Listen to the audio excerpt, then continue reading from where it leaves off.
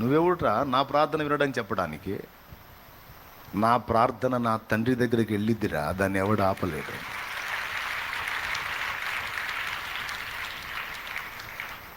వింటాడు. మనుషులకు చెవులు ఇచ్చినవాడు ప్రార్థన వినడా? ఏం జరిగింది? ఎందుకు అంతలా కేకేశావు? ఎందుకు అంతలా వేటు పేడ్చావు? ఏమైంది బిడ్డ? ఏమైంది? ఎందుకు అంత కలవరపోయావు? నానా అంటే చాలు, ఏం నా బిడ్డ అనుకుంటూ వస్తాడు, వెంటనే స్పందిస్తాడంట. అది అదని అర్థం. కూడా పోరాటంలోనే ఉన్నా మనకు తెలియదు, కానీ తెలుసుకోవాలి, నిరంతరం మనం పోరాడుతూనే ఉండాలి. ఎందుకంటే మన చుట్టూ శత్రువులు మన కంటికి కనబడకుండా నిరంతరం మన మీద ఫైట్ చేస్తూనే ఉన్నారు. దానికి అనేక కారణాలు చాలాసార్లు చెప్పాను, వాళ్ళు మన మీద ఎందుకు పోరాటం చేస్తారని. మొట్టమొదటిది, మనల్ని బట్టి అసూయ గనుక మనల్ని నాశనం చేయాలని చూస్తారు సాతాను సంబంధులు. సాతాను వాళ్లకు దక్కనిది మనకు దక్కుతున్నందున వారికి అసూయ. రెండవది, దేవుడు మనల్ని మన పక్షాన స్పెషల్గా మనల్ని ప్రేమించాడు కనుక మనమంటే వాళ్ళ గిట్టదు. అంతేకాదు, ఎవ్వరికి దక్కని ఉన్నత స్థానం, దైవకుమారుని ప్రక్కన కూర్చుండి పరిపాలించేటువంటి స్థానం మనకు దక్కబోతుంది. అహంకారాలను ఎదిరించి దీనులను పైకెత్తే దేవుడు భూమి మీద నుండి సంఘమును పైకెత్తి దైవకుమారుని ప్రక్కన కూర్చోబెట్టబోతున్నాడు. దేవుడు లోకమును ఎంతో ప్రేమించాడు కనుక మనమంటే ద్వేషం. మనం సింహాసనం ఎక్కబోతున్నాం కనుక మనమంటే ద్వేషం. వాళ్లకు దక్కనది మనకు దక్కింది కనుక ద్వేషం. అంతేకాదు, ఇంకా చాలా కారణాలు ఉన్నాయి. సైతాను, దురాత్మలు మనల్ని అటాక్ చేయడానికి కారణాలు. కాబట్టి లోకంలో ఉన్నటువంటి వాళ్ళ విషయంలో, లోకంలో నశించిపోయే స్థితిలో ఉన్న వాళ్ళ విషయంలో వాడికి పోరాటం లేదు. వాళ్ళంతా చచ్చిన చేపల్లాగా వాడి బుట్టలో కూర్చున్నారు. ఇప్పుడు వాడు నిరంతరం ఎవరిని దాడి చేస్తున్నాడంటే, తప్పించుకున్నాం చూడు వాడి బుట్టలో నుండి. చిక్కిపోయారా అనుకున్నా తప్పించుకున్నాం మనం యేసు ప్రభు రక్తము వలన. తప్పించుకున్న మనల్ని నిరంతరం వాడు దాడి చేస్తూ ఉంటాడు. ఏ కారణాల చేత అంటే, ముందు చెప్పిన కారణాల చేత. మనల్ని మళ్ళా వెనక్కి తిప్పడానికి, మనల్ని కృంగదీయటానికి, మానసికంగా వికలనలు చేయటానికి, మన ప్రాణాన్ని మనమే తీసుకునేటట్టు చేయటానికి, మనకేది అందకుండా చేయటానికి, మనల్ని శారీరకంగా, మానసికంగా, ఆత్మీయంగా కృంగదీయటానికి, మనల్ని ద్వేషించే శత్రువు నిరంతరం మనల్ని గమనిస్తానే ఉంటాడు. వాడు అస్త్రాలు వాడు వదులుతానే ఉంటాడు అనేది పచ్చి నిజం. ఎన్నోసార్లు చెప్పా, మళ్ళీ ఒకసారి చెప్తున్నా. అయితే రకరకాల తంత్రాలు వాడు ఉపయోగిస్తాడు. వాడు ఉపయోగించే తంత్రాల్లో పోయిన వారం 3 తంత్రాలు నేను చెప్పాను. అవమానం, అనుమానం, అపరాధ భావం అనే 3 సంగతులు చెప్పా. మిగిలిన తర్వాత చెప్తా. వాడి ఎత్తుగడ ఫిలిస్తీయుల ఎత్తుగడలాగుంటుంది, ఐగుప్తీయుల ఎత్తుగడలాగుంటుంది వాడి కుట్రంతా. వీళ్ళు ఏం చేశారో తెలుసా? ఇశ్రాయేలీయులు తమతో యుద్ధానికి వచ్చేటప్పుడు వాళ్ళకి ఆయుధాలు ఉండొద్దు. ఆయుధాలున్నా అవి పదును పెట్టే వాళ్ళని లేకుండా చేస్తే, ఆయుధాలున్నా మొద్దుబారిపోయిన ఆయుధాలు వాళ్ళకి యుద్ధానికి పనికిరావు. కాబట్టి వీళ్ళు చేసిన కుట్ర ఏంటో తెలుసా?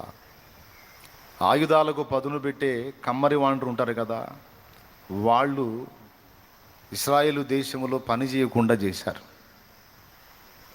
చివరికి 22వ వచనంలో అనుకున్నదే జరిగింది. ఏం జరిగిందంటే, రాజు దగ్గర, ఆయన కొడుకు దగ్గర తప్ప మిగిలిన ఎవరి దగ్గర కూడా ఆయుధాలు లేవు. ఉన్న అవి పనికిరావు. మొద్దుబారిపోయినటువంటి కత్తులు, పోట కత్తులు ఎందుకు పనికొస్తాయి? పదును గల ఆయుధాలు పనికొస్తాయి, పదును లేని ఆయుధాలు పనికిరావు. పదును పెట్టడానికి కమ్మరి వండర్ లేకుండా చేశారు.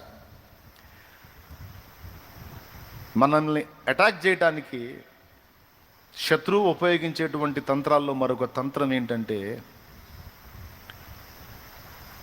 మన ఆయుధములను నిరుపయోగము చేయటం. ఇది కూడా ఆ ప్రాస మీదే వచ్చింది. 4వదిగా మీరు రాసుకోవచ్చు. ఆయుధములను నిరుపయోగంగా చేయటం.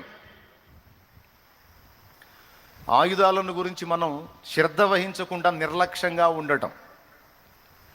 ఒకసారి మీరు ఆలోచించండి, కత్తులు ఉన్నప్పుడు, పోట కత్తులు ఉన్నప్పుడు, గొడ్డండు ఉన్నప్పుడు, 3 ముండ్లు గల కొంకులు ఉన్నప్పుడు ఈ వస్తువులన్నిటిని ఎప్పటికప్పుడు పదును చేసుకొని పెట్టుకోవాలా లేదా?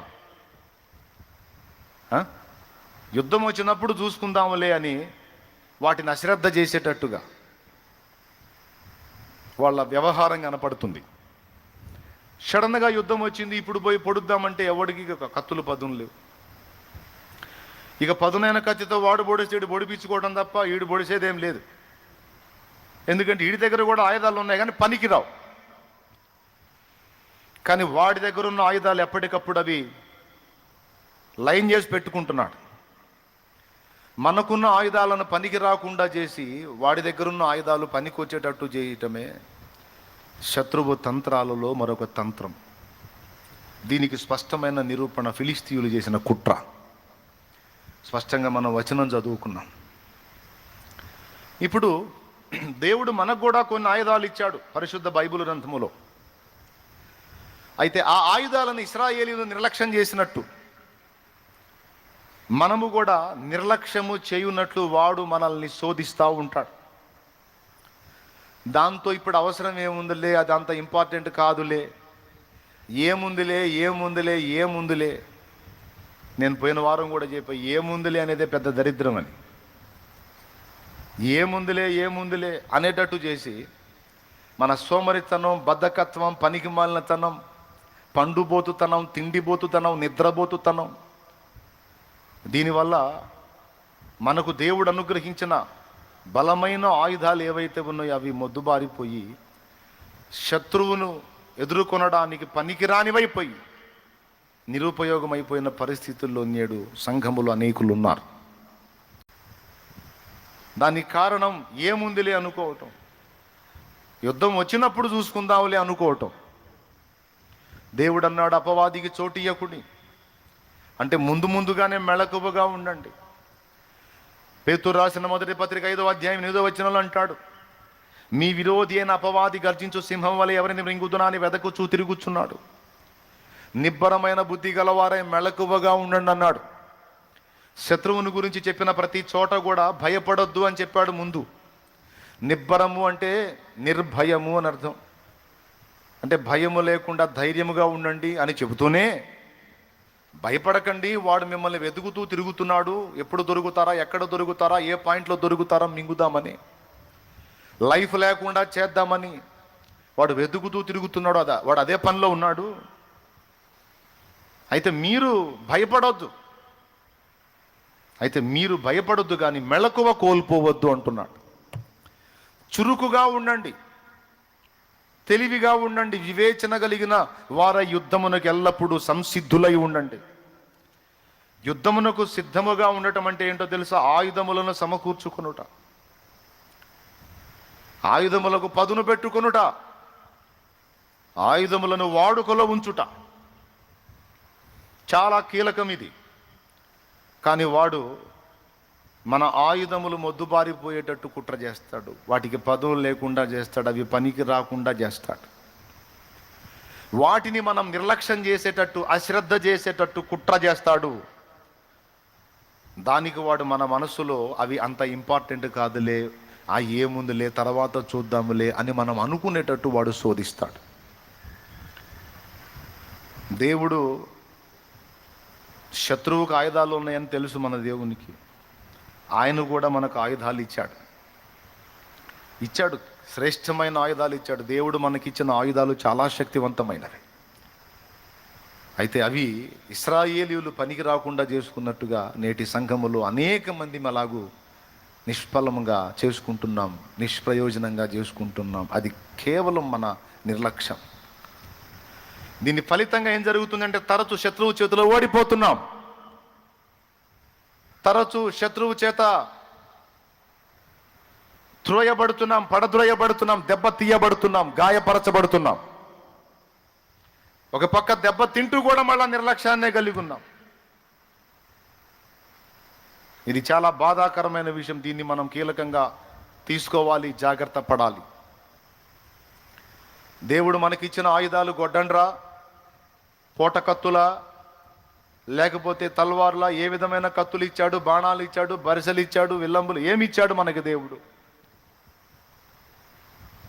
మనకిచ్చిన ఆయుధాలు, యుద్ధోపకరణాలు దేహ సంబంధమైనవి కావు, శరీర సంబంధమైనవి కావు. వాడేటువంటి యుద్ధోపకరణాలు కూడా దేహ సంబంధమైనవి కావు. వాడే ఆయుధాలు అయ్యే. మనకు దేవుడిచ్చిన ఆయుధాలు కూడా అయ్యే. సందేహం అనే బాణం వాడతాడు వాడు. దేవుడు అన్నాడు, ఆ బాణం నీకు తగలకుండా ఉండాలంటే విశ్వాసం అనే డాలు పట్టుకోరా అన్నాడు. దేవునికి స్తోత్రం కలుగునుగాక. సందేహం అనే బాణం వాడు వదిలితే విశ్వాసం అనే డాలు పెట్టి కొట్టేసేయమన్నాడు. డాలు నీ చేతుల్లో ఉంటే 100 బాణాలైనా సరే నువ్వు ఎదుర్కోగలవు, కానీ డాలును పక్కన పెడితే నువ్వు అవుట్. ఏమైనా అర్థమైందని నేను చెప్పింది? వాడు ఉపయోగించే ఆయుధం, వాడు ప్రయోగించే బాణం సందేహము అనే బాణం. అంతా మైండ్ నిండా అనుమానాలే. ఇదేమైద్దో, అదేమైద్దో, ఇది జరిగిద్దో, అది జరిగిద్దో. ఇంతసేపు నిలువు మోకాళ్ళ మీద మోకాళ్ళు లాగిందాక, నడుములు లాగిందాక ప్రార్థన చేశారు కదా. ఈ ప్రార్థన నెరవేరిద్దో లేదో, అద్భుతం జరిగిద్దో లేదో అనుమానం. ఈ ఆలోచన నీకు రావటమే వాడు నీ మీద బాణము ప్రయోగించటం. నీ మనసులోకి నీ మనసు మీద వదులుతాడు వాడు. ఈ బాణాలన్నీ నీ మనసు మీద వదులుతాడు. అనుమానపు బాణాలు, సందేహపు బాణాలు. వాటికి విరుగుడుగా దేవుడిచ్చిన ఆయుధము, యుద్ధాయుధము పేరు డాలు. డాలు ఏమా డాలు? విశ్వాసం అనే డాలు. నేను ప్రార్థించాను, నేను మొర్ర పెట్టాను, మోకాళ్ళుని శ్రమ నొంది కూడా నేను ప్రార్థన చేశాను, ఉపవాసముతోనే మొర్ర పెట్టాను. అపోస్తలుల కార్యం 10వ అధ్యాయం 1వ వచనంలో అన్యుడు చేసిన ప్రార్థనలే దేవుడు విన్నప్పుడు, ఆయన రక్తములో కడగబడిన నేను ప్రార్థన చేసినప్పుడు మరి నిశ్చయముగా నా దేవుడు విన్నాడు. నాకు సందేహము లేదు, నేను విశ్వాసం ఉంచుతున్నాను, తప్పకుండా నా దేవుడు సమాధానం పంపాడు. పలకాల్సిన మాట మన మనస్సులో వాడు వదిలిన సందేహ బాణానికి నీ ప్రార్థన వినబడిందా? ఇలాంటి ప్రార్థనలు చాలా చేశావుగా, ఏమైంది, ఏం కాలేదుగా, ఇప్పుడు చేస్తే మాత్రం ఏమైంది అంటాడు. ఇది నీ మనసులో నీకు వచ్చిన ఆలోచనలాగా ఉంటుంది. ఒట్టిదే వాడు వదిలిన బాణం అది. వాడి పేరే అపనింద పిశాచం, అనుమాన పిశాచం. వాడు వదిలిన బాణం అది. నువ్వు అనుకుంటావు ఇది నాకు వచ్చిన ఆలోచన అని. ఎక్కడి నుంచి వచ్చింది ఆలోచన? వాడు ప్రయోగించాడు ఆలోచనని, వాడు ప్రయోగించాడు అనుమానాన్ని, వాడు వదిలాడు అస్త్రాన్ని. నిద్రముఖమా నువ్వు గుర్తుపట్టలా? నా ఆలోచన అనుకుంటున్నావు, నీ ఆలోచన కాదు. వాడు వదులుతున్నాడు ఇట్లాంటివన్నీ. దీనికి విరుగుడు యేసయ్య ఏం చెప్పాడో తెలుసా? మీరు ప్రార్థనలో అడుగు వాటినెల్లను పొంది ఉన్నామని నమ్ముడి, అప్పుడు అవి మీకు దొరుకునని ఆయన మీతో నిశ్చయంగా చెప్తున్నాను అన్నాడు. నమ్మకపోతే, ప్రార్థనలో అడిగిన వెళ్ళను పొంది ఉన్నామని నమ్మకపోతే, పొందిన తర్వాత చూడమన్నాడా, లేకపోతే అడిగినప్పుడే పొందామని నమ్మమన్నాడా? పెద్దగా చెప్పండి. ఈరోజు నువ్వు మోకాళ్ళుని అడిగావు, ఎన్నో సంగతులు అడిగావు, దేవుని పాదాలు పట్టుకొని గోసాడావు. అవన్నీ దేవుని చెంతగా చేరని అని నిశ్చయిత ఉంది. మరి జవాబు వచ్చిందనే నమ్మకం ఉందా? ఏమో అని లూసిఫర్ గాడు బాణం వదిలితే ఏమోయిందిరా సైతాన్, నాకు డౌట్ లేదురా. ఇప్పటిదాకా చేశావుగా ప్రార్థనలు, రాని జవాబు ఇప్పుడు వచ్చిద్దా అంటే, ఇప్పటిదాకా చేసిన ప్రార్థనలు దేవుని దగ్గర ఉన్నాయి, ఈ ప్రార్థన కూడా వెళ్ళింది, మొత్తానికి సమాధానం వచ్చింది రే దరిద్రుడా, మొత్తానికి సమాధానం వచ్చిందిరా. నేను ఎన్ని కన్నీరు గార్చడం మొత్తం బుడ్డిలో దాచిపెట్టాడు నా దేవుడు. నా ప్రార్థనలన్నీ చేర్చుకున్నాడు. నా మనవులు మానక ఆయన యొద్దకు వెళతానే ఉన్నాయి, అవి ఆగవు. నా తండ్రి అప్పుడే జారీ చేశాడు, నా బిడ్డకు సమాధానం ఇవ్వండి, పోండి, జవాబు చెప్పండి అని. తప్పకుండా ఆయన సమయంలో నాకు దొరుకుతుంది. అది నేను ఖచ్చితంగా పొందుతా. నేను చేసిన ఏ ప్రార్థన నిష్ఫలం కాదు, నాకు విశ్వాసం ఉంది అని నువ్వు ఎప్పుడైతే నీ మనసులో నీవు సమాధానం చెప్పుకున్నావో, నీ మనసుకు నువ్వు ఆన్సర్ చేసుకున్నావో అవుట్ వాడు వదిలిన అగ్ని బాణం నాశనం అయిపోయింది.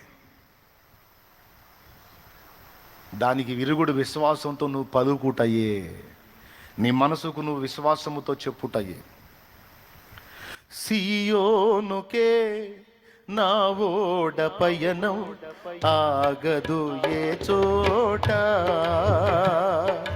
సియోనుకే నా ఓడ పయనం ఆగదు ఏ చోట, విశ్వాసముతోనే ఆరంభించితిని ఈ యాత్రను, విశ్వాసముతోనే ఆరంభించితిని ఈ యాత్రను, నే కోరిన ఆ రేవుకే నడిపించును నా యేసయ్యా, నే కోరిన ఆ రేవుకే నడిపించును నా యేసయ్యా, నా విశ్వాస ఓడ యాత్ర కొనసాగుచున్నది,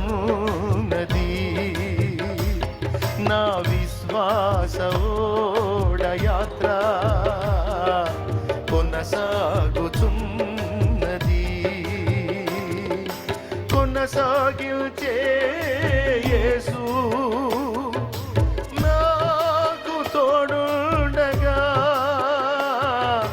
కొనసాగించే యేసు నాకు తోడుండగా, తుఫానులైనా పెనుగాలులైనా, తుఫానులైనా పెనుగాలులైనా ఆపలేవు నా యాత్రను, నా విశ్వాస ఓడ యాత్ర కొనసాగుచున్నది. ఆపగలడా ఎవడైనా? ఆపగలడా ఎవడైనా? ఆపలేడు. ఎందుకంటే నా చెయ్యి పట్టుకుంది నా యేసు. ఎవడు వదిలిన ఆయన వదలడు, ఎవరు మోసగించిన ఆయన మోసగించడు, ఎవరు విడిచిపెట్టిన ఆయన విడిచిపెట్టడు. ఆయన ఎంతైనా నమ్మదగినవాడు, ఆయన ఎంతైనా నమ్మదగినవాడు. నా పయనం ఎవడు ఆపలేడు. చెప్పాలి, నా ప్రార్థన విన్నాడని విశ్వాసం నాకుందిరా. ఇంతకుముందు కూడా చాలా చేసావు, ప్రతిదీ విన్నాడురా. నా దేవుడికి ఏం చెవుడారా? విన్నాడా? నీలాంటి వాళ్ళ ప్రార్థన కూడా వింటాడా? పెద్ద తేడాగా నువ్వు పెద్ద తేడాగా. నీలాంటి అపవిత్రమైన క్రియలు చేసేవాళ్ళు, అపవిత్రమైన పనులు చేసేవాళ్ళు, అపవిత్రమైన ఆలోచనలు చేసేవాళ్ళు, నీలాంటి పనికిమాలిన వాళ్ళ ప్రార్థన కూడా వింటాడా? యోహాను సువార్తలో ఏమి రాసింది? పాపుల మనవి ఆయన ఆలకింపడని రాసింది. నీ మనవి ఎట్లింటాడు? నేను పాపినని నీకెవడు చెప్పాడు రా లూసి? యేసు రక్తము చేత కడగబడిన దినమందు నేను పరిశుద్ధుడును, పరిశుద్ధురాలిని. ఏమైనా లోపాలు దోషాలు ఉంటే అవి నాకు నా తండ్రికి సంబంధించినవి, నేను ఒప్పుకున్నా. నా తండ్రి రక్తముతో కడిగి వేశాడు. తనువు బలిపెట్టెను మాయన్న, తప్పుల్ విడగొట్టెను మా తండ్రి. తనువు బలిపెట్టెను మాయన్న, తప్పుల్ విడగొట్టెను మా తండ్రి. మనసులో సాక్ష్యమిట్లున్నా, మనసులో సాక్ష్యమిట్లున్నా, మనుజులెట్లన్నను మాకేమి. యెహోవా మా తండ్రి కాడా, యేసుడు మాయన్న కాడా. యెహోవా మా తండ్రి కాడా, యేసుడు మాయన్న కాడా. దేవునికి స్తోత్రం. తనువు బలిపెట్టాడు మా అన్న. ఆ బలిని ఆధారం చేసుకొని మా తప్పులన్నీ విడగొట్టాడు మా అయ్య, మా తండ్రి, మా పరలోక తండ్రి, మా మంచి నాన్న. అసలు అర్థమైంది ఆ పాట? తనువు బలిపేటెను మాయన్న. ఎవరన్నా? ఏసన్నా. తప్పుల్ విడగొట్టెను మా తండ్రి. మనసులో మా సాక్ష్యం ఇదిరా లూసి. నువ్వెవడరా చెప్పడానికి? నువ్వు పనికిరావు, నీ ప్రార్థన వినడు, నీ ప్రార్థన వినడని నీకు చెప్పాడా ఫోన్ చేసి? పనికి మళ్ళోడా. బత్షెబా విషయములో పొరపడి దెబ్బతిన్న దావీదు సహా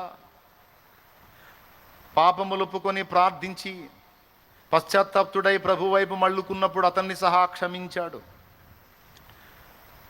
దేవా, అహీతోపెలు ఆలోచన చెడగొట్టవా అని ప్రార్థన చేస్తే వాని ఆలోచన చెడగొట్టి ఆలోచన చెప్పిన అహీతోపెలు ఉరిపెట్టుకొని సచ్చేటట్టు చేశాడు.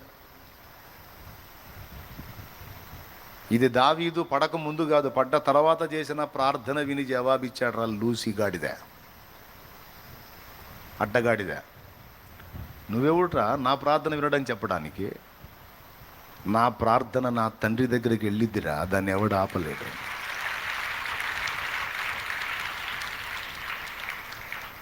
వింటాడు. మనుషులకు చెవులిచ్చినోడు ప్రార్థన వినడా? యేసు వంటి ప్రియ బంధుడు నాకిక ఇహపరములలో లేడన్నా అనే పాట విన్నారా మీరు? విన్నారా?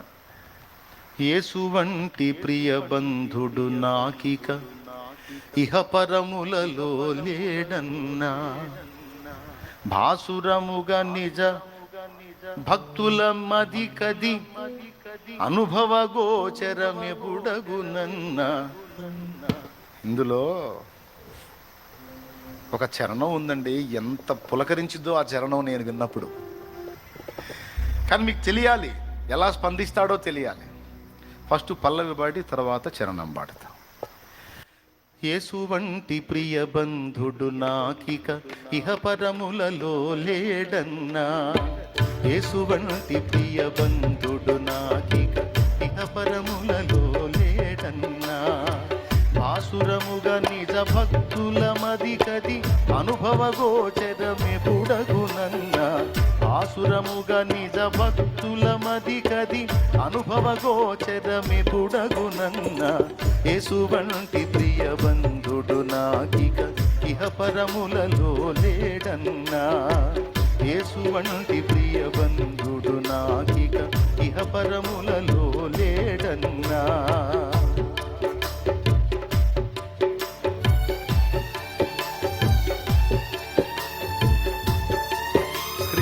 కనపడుతుంది 6వ చరణం.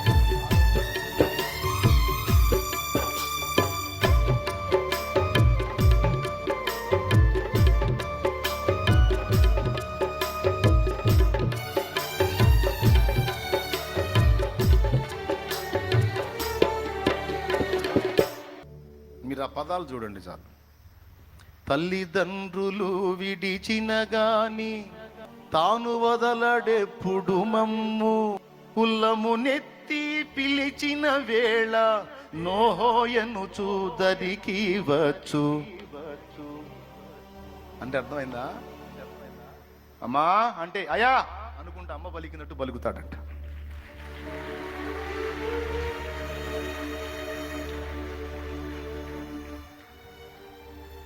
ఆదమర్చి నిద్రపోతున్న బిడ్డ సడన్గా డాడీ అంటే అని ఎంతలా నిద్రలో కూడా ఉలిక్కిపడి లేచి నాన్న స్పందించినట్టు స్పందిస్తాడట. కులము నెత్తి పిలిచిన వేళ నోహోయను చూదరికి వచ్చు, యేసు వంటి ప్రియ బంధుడు నాకిక ఇహపరములలో లేడన్నా, యేసు వంటి ప్రియ బంధుడు నాకిక ఇహపరములలో లేడన్నా, భాసురముగా నిజ భక్తుల మది కది అనుభవ గోచరమిపుడగునన్న. భాసురముగా నిజ భక్తుల మది కది అనుభవ గోచరమిపుడగునన్న. యేసు వంటి ప్రియ తల్లిదండ్రులు విడిచిన గాని తాను వదలడెప్పుడు మమ్ము. వినండ్రా వినండ్రా వినండ్రా వినండ్రా వినండ్రా, ఒకటే కొట్టుడు. తల్లిదండ్రులు విడిచిన గాని తాను వదలడెప్పుడు మమ్ము. ఉల్లము నెత్తి పిలిచిన వేళ నోహోయను చూదరికి వచ్చు. ఉల్లము నెత్తి పిలిచిన వేళ ఓహోయను చూదరికి వచ్చు. యేసు వంటి ప్రియ దేవునికి స్తోత్రం. తల్లిదండ్రులు విడిచిన గాని తాను వదలడెప్పుడు మమ్ము. ఉల్లమునెత్తి పిలిచిన వేళ ఓహో ఎనుచు దరికి వస్తాడంట. ఆ మాట ఓ నోహో అనే మాట ఏంటో తెలుసా? ఎంతో ఆతృతతో మనం పలికిన పదం అని ఇప్పుడు మనం పలుకుతాం. ఓహో అనుకుంటూ వస్తాడంట. ఏం జరిగింది? ఎందుకు అంతలా కేకేసావు? ఎందుకు అంతలా ఏడ్చావు? ఏమైంది బిడ్డ? ఏమైంది? ఎందుకు అంత కలవరపోయావు? నానా అంటే చాలు, ఏం నా బిడ్డ అనుకుంటూ వస్తాడు. వెంటనే స్పందిస్తాడంట. అది అది అదని అర్థం. అయ్యో నా బిడ్డకి ఏదో జరిగిపోయిందని పరిగెత్తిన తండ్రి వల్లనే ఆదమచ్చి ఉయ్యాల్లో నిద్రపోతున్న బిడ్డ కేరమని కేక వేస్తే ఉలికిపడి అమ్మ లేచి పరిగెత్తుకుంటూ పోయి బిడ్డ మీద చేసేసింది. ఏమన్నా ఆలస్యం చేసిద్దా? ఆ అమ్మ కంటే ఎక్కువ నా యేసయ్య.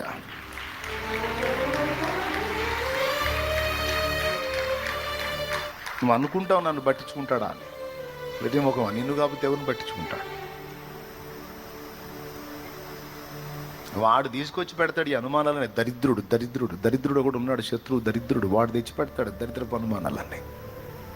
వాడి మాటలు ఎందుకు వింటాను? వాడిచ్చే ఆలోచనలు ఎందుకు తీసుకుంటాను? విశ్వాసం అనుడ్డాలు. ఏం విశ్వసించాలి? నా ప్రార్థన మా నాన్నకి వినపడింది. అప్పుడే ఓహో అన్నాడు మా నాన్న. ఆహా తండ్రి అంటే ఓహో నా కుమారుడు అన్నాడు. ఉల్లమునెత్తి పిలిచిన వేళ నోహో నన్ను దరికి వచ్చు. అలా ప్రార్థన వింటంగా దిగి వస్తాడంట నువ్వు కేక వేస్తే. భక్తుల అనుభవం. ఏ బంధము కూడా చాలదు యేసు అనుబంధానికి. ఏదైనా అనుమతిస్తే అవసరాన్ని బట్టి అనుమతిస్తాడు తప్ప అనవసరంగా ఏది అనుమతించడు. ప్రతి దానికి స్పందిస్తాడు. కాబట్టి నమ్మకం ఉంచుదామా వద్దా? చెప్పండి. అది ఎంత కీలకం మనకి. నా ప్రార్థన ఇందాక నువ్వు నిరుమోకాళ్ళు చేసావు, ఇప్పుడు చెప్పు వెళ్ళిందా లేదా? నోహో అన్నాడా లేదా? జవాబు ఇచ్చుంటాడా లేదా? ఇదే కాదు, నువ్వు ఇంతకు ముందు చేసిన ప్రార్థనలన్నీ నాయన దగ్గరికి పోయినాయి. అన్నిటికీ కలిపి ప్రతి దానికి ఉత్తరం ఇవ్వమని పర్మిషన్ కూడా జారీ చేసేసాడు. నువ్వు పాపివి కదా, నువ్వు పాపం చేసావు కదా, నీ నోరు మంచిది కాదు, నీ కళ్ళు మంచివి కాదు, నీ క్రియలు మంచివి కాదు, నీ ప్రవర్తన దరిద్రం, నీ ఆలోచనలు చండాలం. ఇవన్నీ నా తండ్రికి తెలుసు. నేను ఆయన ముందు ఒప్పుకున్నా. నువ్వెవడిరా చెప్పడానికి? ఒప్పుకున్నా, దిద్దుకున్నా, మారు మనసు పొందా, సరి చేసుకున్నా, ఇంకా అలా ప్రవర్తించొద్దని తీర్మానం కూడా చేసుకున్నా. నా మనసుకు నేను చెప్పుకున్నా. నువ్వెవడిరా క్షమించి నన్ను వదిలేస్తే? నువ్వెవడు ఇంకా కేసులు ఉన్నాయని చెప్పడానికి? కేసు జడ్జి కొట్టేశాడు రా, నా దేవుడు కొట్టేశాడు. గనుక నా ప్రార్థన వింటాడు. ఒకటి ప్రేమను బట్టి వింటాడు, రెండవది నేను ఒప్పుకున్నందున క్షమించి వింటాడు. మూడు, అసలు ఆయన మా నాన్న. నిద్రలో ఉలిక్కిపడి కేక వేసిన బిడ్డ దగ్గరికి అదే ఉలికిపాటుతో లేచి పరిగెత్తే తండ్రి వలె నా తండ్రి నానా అంటే ఏమి నా కుమారి నా కుమారుడా అనుకుంటా పరిగెత్తుతాడు మా అయ్య. మాకున్న అనుబంధం అదిరా, మాకున్న అనుబంధం అది అని చెప్పాలి. నీ మనసుకు చెప్పుకో చాలు, వెళ్ళిపోయేది వాడికి సంకేతం. ఎందుకంటే వాడు వదిలే అస్త్రాలన్నీ నీ మనసు మీదే వదులుతాడు. డౌట్స్ అన్నీ నీ మనసులోనే పుడితే విరుగుళ్ళు కూడా నీ మనసులోనే నువ్వు వేయాలి. ప్రశ్నలు అక్కడే పుట్టిస్తాడు, సమాధానాలు అక్కడే తేలాలి. దాడి అక్కడే జరిగింది, తిరిగి ప్రతి దాడి కూడా అక్కడే జరగాలి. వాడి బాణాలన్నీ తుత్తునియలు చేయాలి. అర్థమైందనుకుంటున్నా ఒకటి. ఇప్పుడు చెప్పండి, దేవుడు అనుగ్రహించిన ఆయుధములలో ఒక శ్రేష్టమైన ఆయుధము దేవునికి మొర్రపెట్టుట, ప్రార్థన. ప్రార్థన. కానీ నేడు చాలామంది ప్రార్థన బలిపీఠాలు దరిద్రంతో నిండిపోయాయి. ప్రార్థన లేదు, మోకాళ్ళ అనుభవం లేదు, పట్టుదలగా మొర్రపెట్టే అనుభవాలు లేవు. అంత ఆర్డినరీ ఆర్డినరీ ఆర్డినరీ ఆర్డినరీ. నేను చెప్తున్నానండి, ఎంత ప్రతికూల పరిస్థితులు నిన్ను చుట్టుముట్టినా, ఎంత విపత్కర పరిస్థితులు నిన్ను చుట్టుముట్టి నిన్ను కార్నర్ చేసేసి, రౌండప్ చేసేసి నిన్ను ఇరికించిన, ఒక్కటి చేయి, ఒక్కటి చేయి. దన్మని మోకాళ్ళే, దన్మని మోకాళ్ళే, వెంటనే మోకాళ్ళే. చుట్టుముట్టు ఆవరించినవన్నీ శూన్యంలాగా మారిపోతే అప్పుడు అడుగు.